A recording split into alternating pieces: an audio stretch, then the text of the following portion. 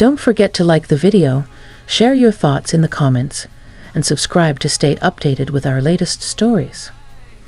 It was a Tuesday morning, the kind of day that starts with gray skies and a quiet drizzle, the kind of weather that makes you want to stay in bed with a cup of tea and a good book. I was 52, living alone in a cozy little house on Maplewood Lane, a street where everyone knew each other, but no one really knew each other, if that makes sense.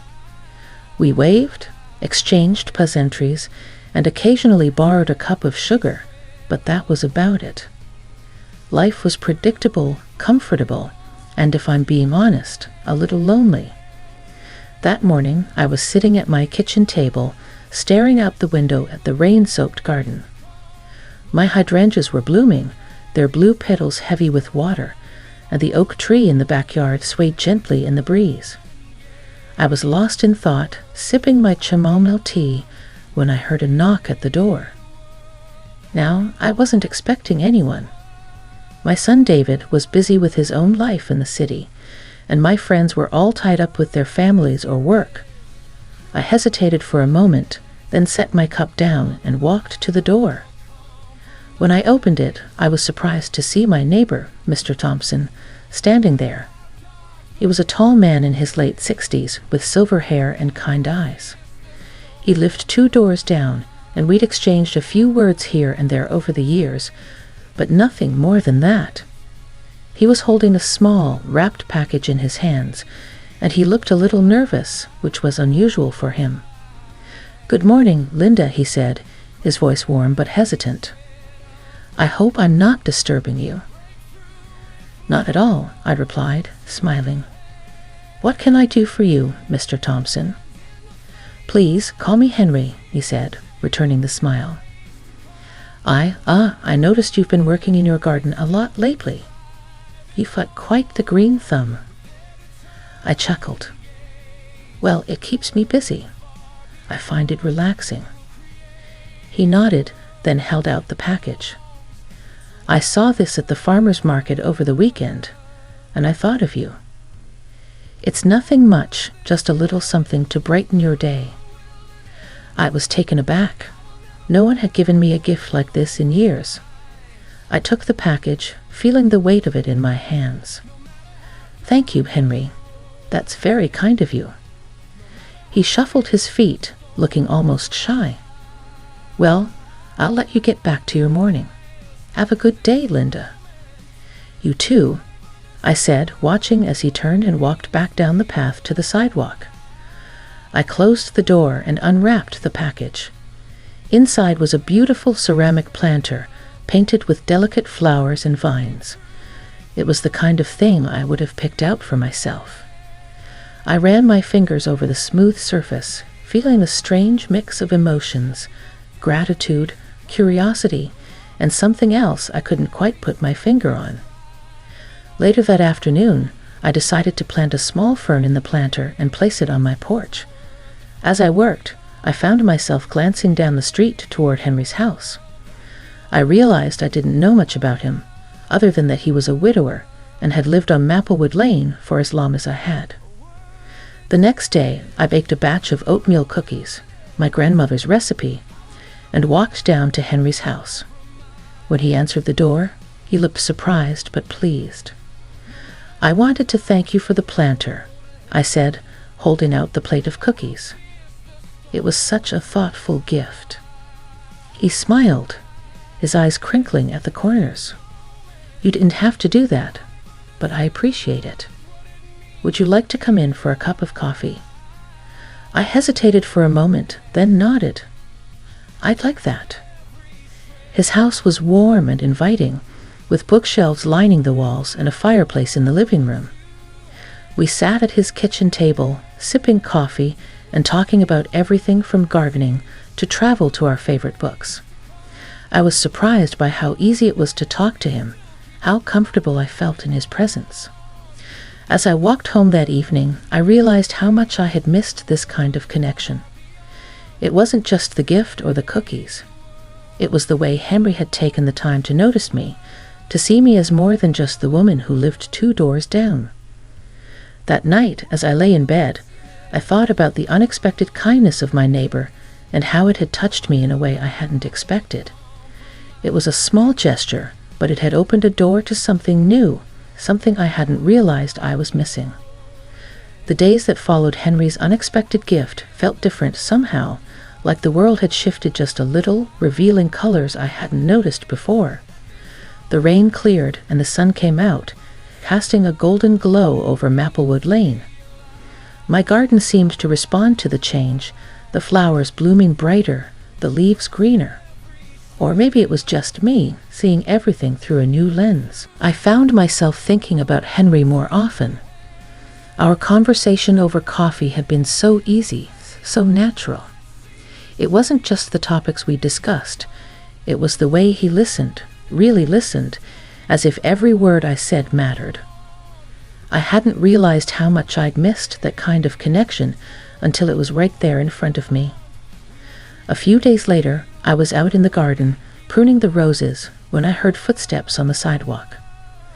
I looked up and saw Henry walking toward me, his hands in his pockets and a smile on his face. "Good morning, Linda," he said, stopping at the edge of my yard. "Those roses are stunning. You've got quite the talent." I wiped my hands on my apron and smiled back. "Thank you, Henry. They're my pride and joy. Would you like to come in for a closer look?" He nodded, and I led him through the gate, pointing out the different varieties, the deep reds, the soft pinks, the creamy whites. He listened intently, asking questions and admiring the blooms. "You know," he said after a while, "I've always wanted to have a garden like this, but I've never had the patience for it."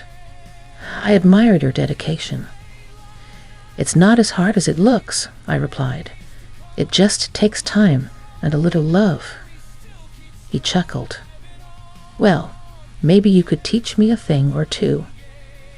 I hesitated for a moment, then said, "I'd be happy to. Why don't you come by tomorrow morning and we can get started?"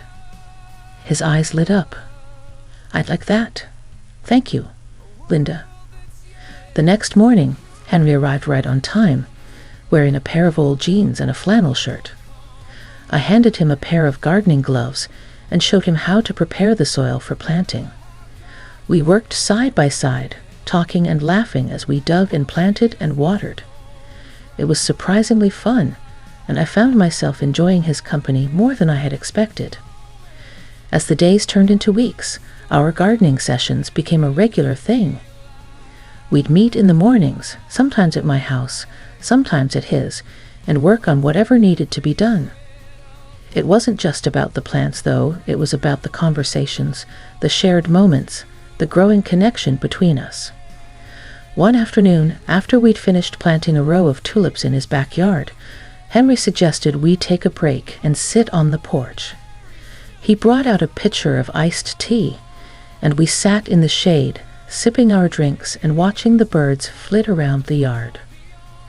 "You know," he said after a while, "I've lived on this street for over 20 years, and I've never really gotten to know my neighbors. I guess I've always been a bit of a loner."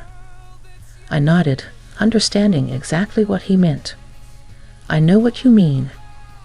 It's easy to get caught up in your own little world and forget there are people right next door." He looked at me, his expression thoughtful. "I'm glad you moved in, Linda.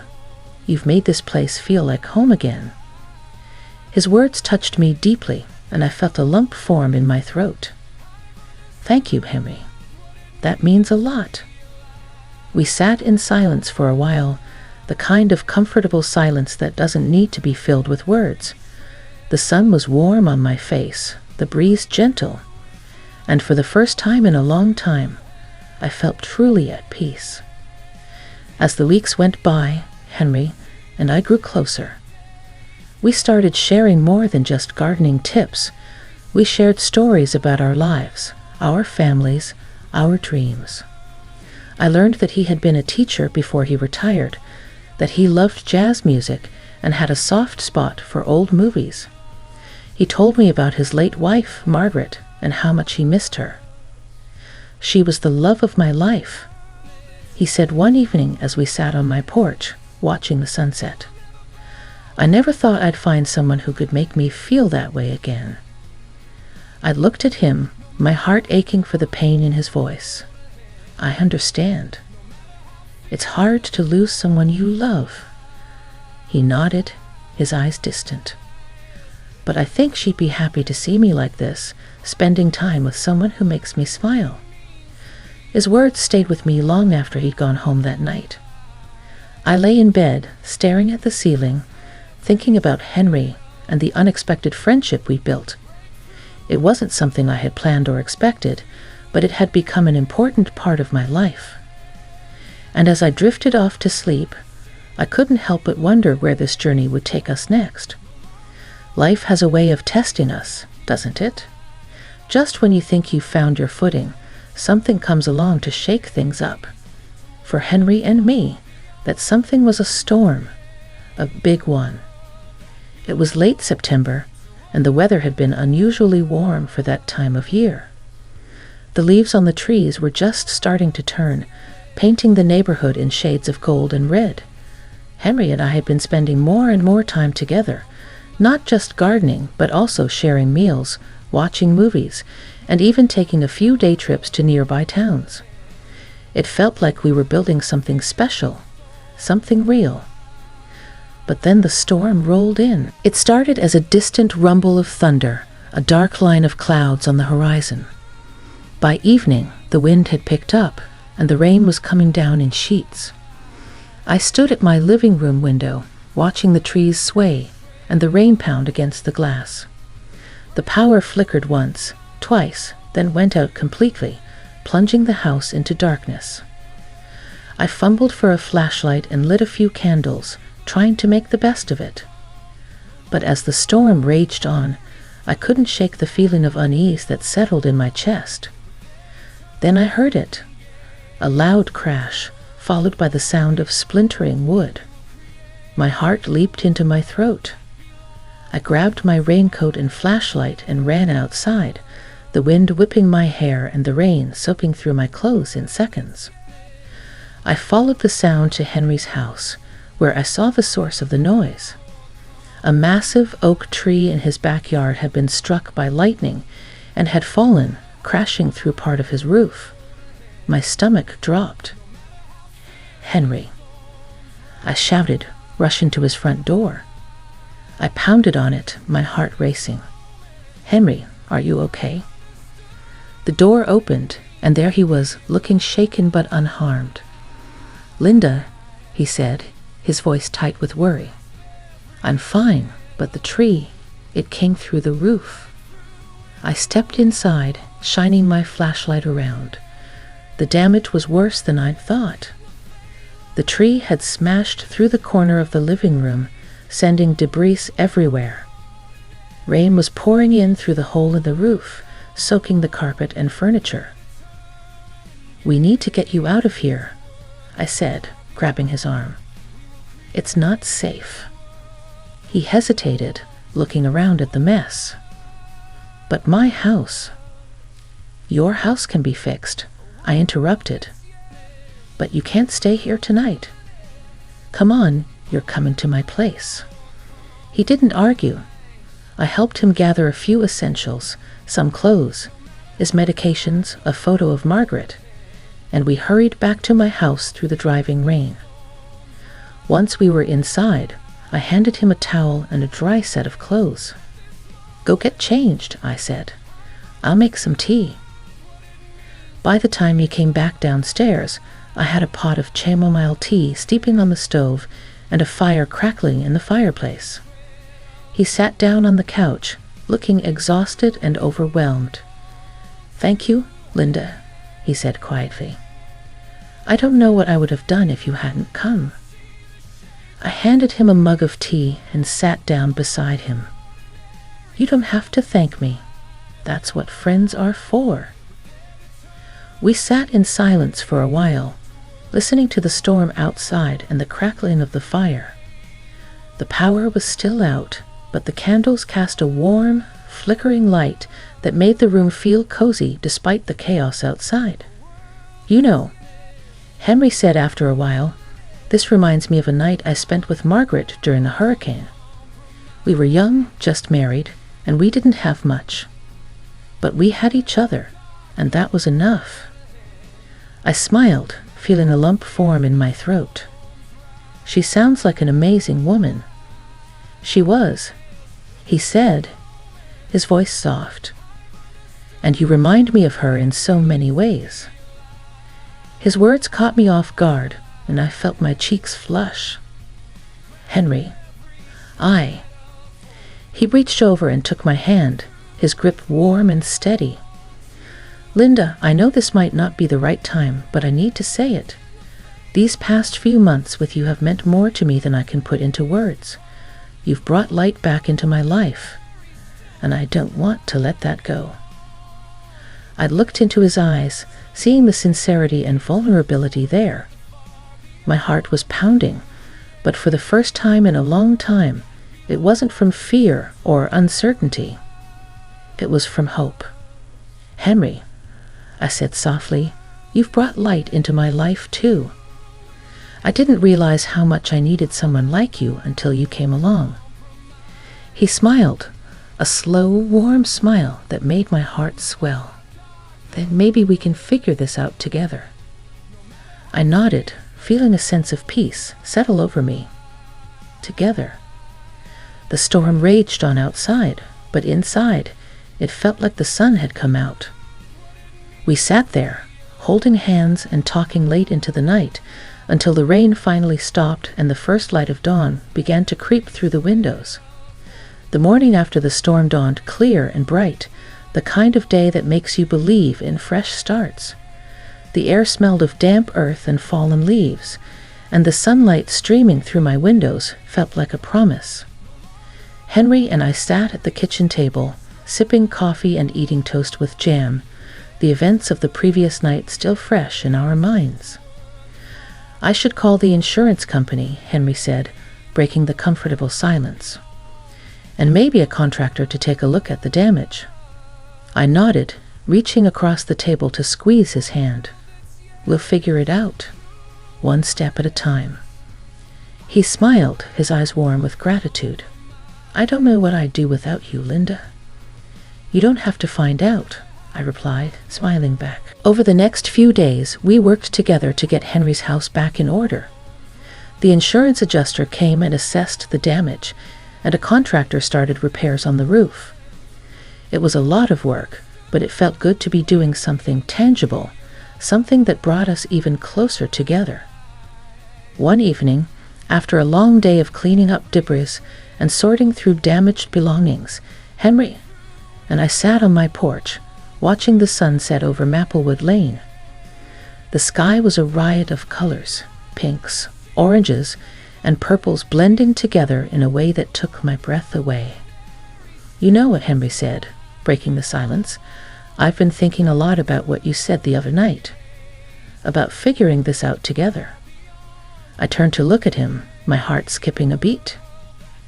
And he took a deep breath, his expression serious but hopeful. "I don't want to waste any more time, Linda. Life's too short, and I've already spent too much of it alone. I want to be with you, if you'll have me." Tears welled up in my eyes, and I blinked them away, not wanting to miss a single moment of this. "Henry, I feel the same way.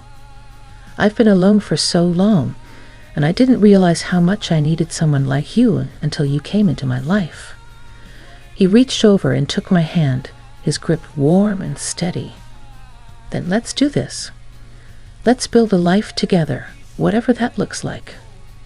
I nodded, feeling a sense of peace and happiness I hadn't felt in years. Together. The weeks that followed were a whirlwind of emotions and decisions. Henry's house was repaired, but he spent more and more time at mine, until it felt like we were already living together. We talked about the future, about merging our lives, about traveling, about growing old together. It was exciting and terrifying and wonderful all at once. One crisp October morning, we decided to take a walk through the neighborhood, enjoying